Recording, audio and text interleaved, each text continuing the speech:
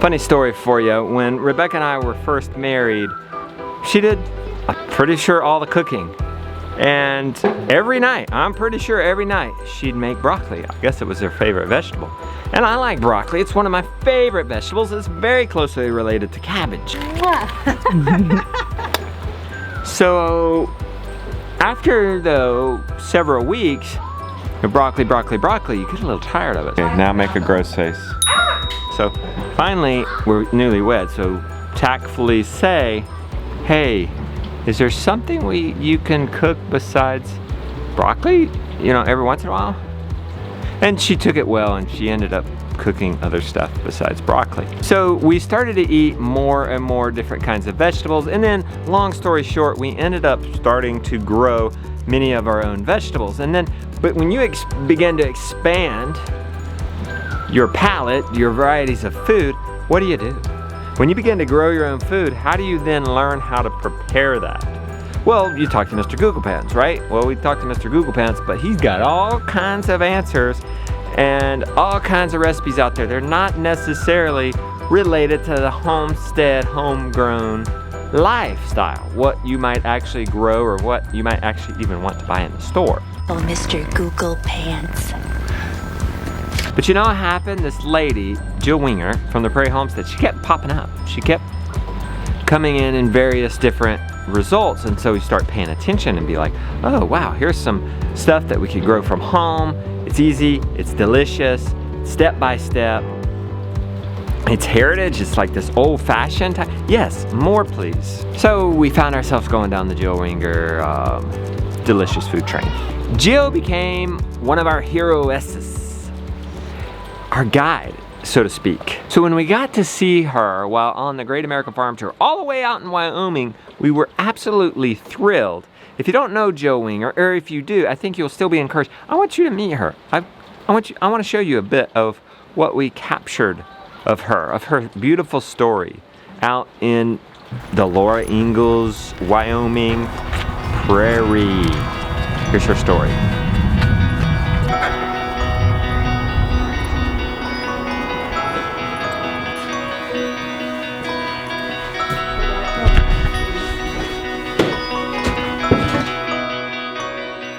I'm Jill Winger from the Prairie Homestead, and we live in southeast Wyoming. And we're making breakfast this morning, some sausage.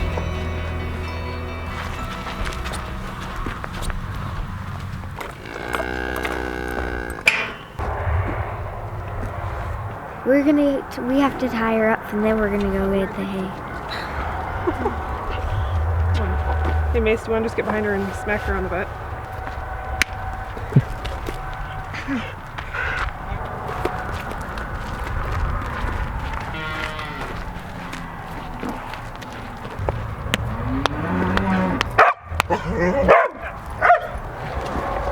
We homestead for a lot of reasons. It started off with food. We just wanted better food, and southeast Wyoming can be a little bit of a food desert sometimes. I mean, we have some options, but not awesome options. And I knew if I wanted good food, I'm gonna have to grow it myself. So that got us into this whole homesteading thing, and then we just fell in love with the lifestyle, the quality of life, what it gives our kids, and we're hooked.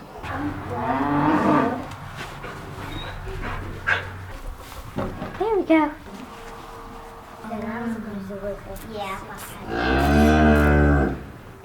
We started homesteading right after we bought our property, which was right around 9 years ago. And we bought it originally because we just wanted something, a place for our horses. We just wanted land.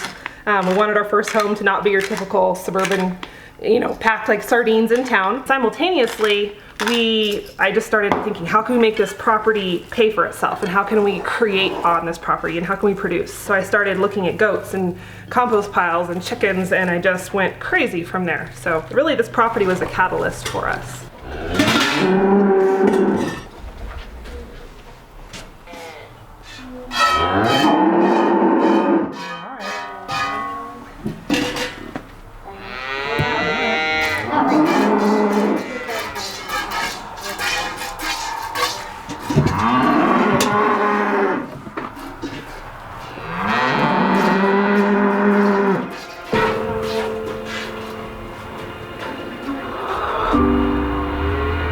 We honestly from a lot of trial and error. So my husband and I, neither of us were born in the country. We weren't born on a farm, but we wanted it really bad. So it was a lot of jumping in, or like I like to say, jumping out of the airplane and figuring out how to build the parachute on the way down.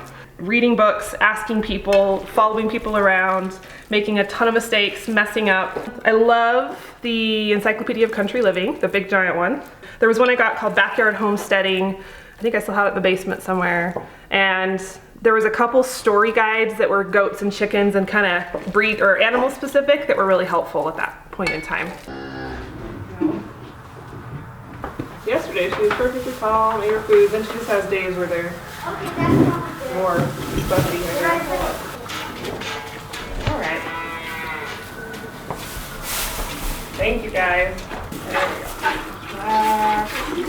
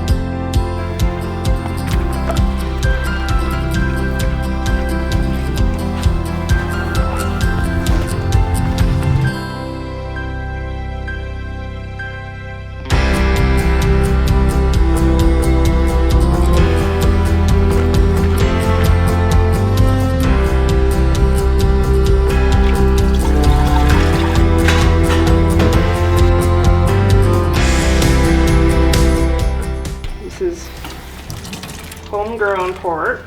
We did have it processed at the butcher. I think the biggest struggle for us with homesteading has just been balancing it with the rest of our life. We have a lot of other pieces of our life that we love, so it's not like we can just hang out here in the prairie 24/7 and never go anywhere and never do anything. By choice, we have a lot of other moving pieces, and so it's a struggle to keep that quality of life, but then also have businesses and travel and have friends. That's also kind of important. So it's a constant juggling act, and sometimes the homesteading gets pushed to the back burner, and maybe we're not, milking every single day, or we're not growing as much in the garden as I would like, but we just kind of do the best we can and fit it in. So I think the biggest reward with homesteading is just watching our kids be immersed in the lifestyle, and they're so comfortable with it, they don't even know what they have, and they're comfortable with animals and food production, and so savvy about nature and things growing and the life cycles, and that's just so fun to watch, especially because my husband and I didn't grow up with that lifestyle, so to see them they don't know any different, right? And they're actually like, some people buy their eggs from the store? Eggs come from the store? If eggs don't come from the store, where do they come from? Chickens. Chickens! This is the herb garden. A little overgrown at this point. So we'll grab some chives.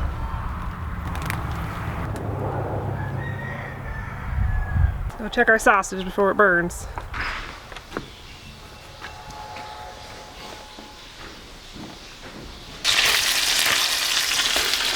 So this is some chives and this is some thyme.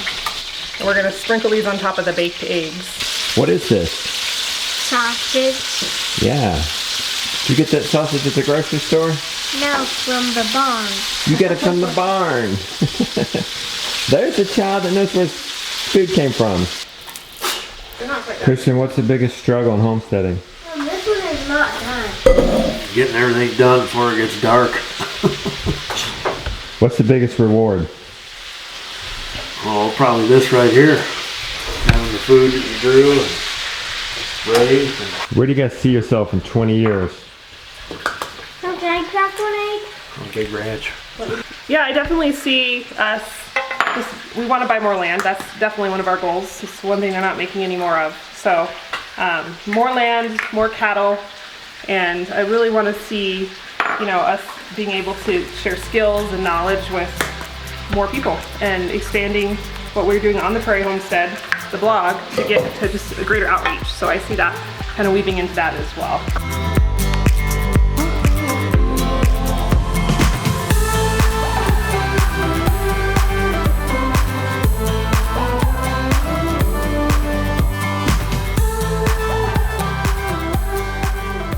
Jill Winger is like the modern day Ma Ingalls from the Little House on the Prairie series. She has this beautiful way of cherishing these heritage meals, these homegrown meals, this stuff that we can grow on our own farms, but yet fit it in, make it easy enough, accessible enough for a modern day, more busy type of lifestyle. That's Jill. She's like the new Ma Ingalls. She's like if Ma Ingalls was living in 2017, 18, what is it? 2019. That's why I was so excited when she came out with a free heritage cooking course, and I knew I had to promote this to you guys because I knew that you guys would love it. We've gotten so much from Jill. I know she puts out great content, and folks are gonna love and benefit from this. Among many other things, I think there's like 8 or 9 modules, maybe 10. She's gonna be talking about how to safely can vegetables, broth, meats in a pressure cooker. She's gonna talk about how to cure sausages and ham. Let me check sure. Yes, ham. She's also gonna do a no-fuss sourdough recipe. I guess sourdough can be fussy. Well, if anybody can make it no fuss, Jill can. She's gonna do how to make mozzarella in 30 minutes. And by the way, guys, you don't need to have a family cow to do mozzarella. You can actually do mozzarella from the milk bought in the store. All this, guys, you can. This is a great way to start, even if you're not growing your own food. Start cooking more heritage. That's a way to then transition and see, oh, these are the things we can grow on our farm. You know, step one doesn't have to be get the farm and plant the food. Step one can be starting to learn how to cook the food you're gonna grow one day. And finally, she's gonna talk about how to turn veggies into probiotic goodness. In other words, she's gonna talk about how to take veggies, yes, they energize us and fuel us, but they can also be our medicines. She's gonna talk about ferment.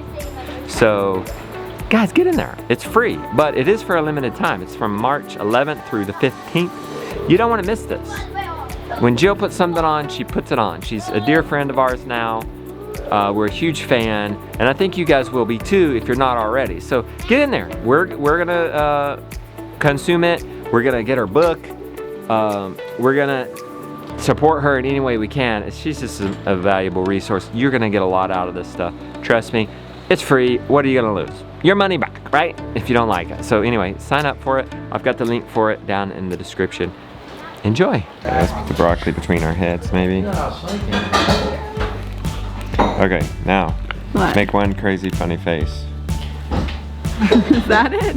Do it, No, I shouldn't cross my eyes. do it.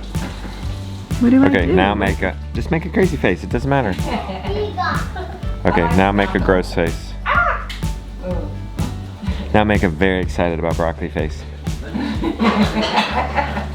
Okay, thanks.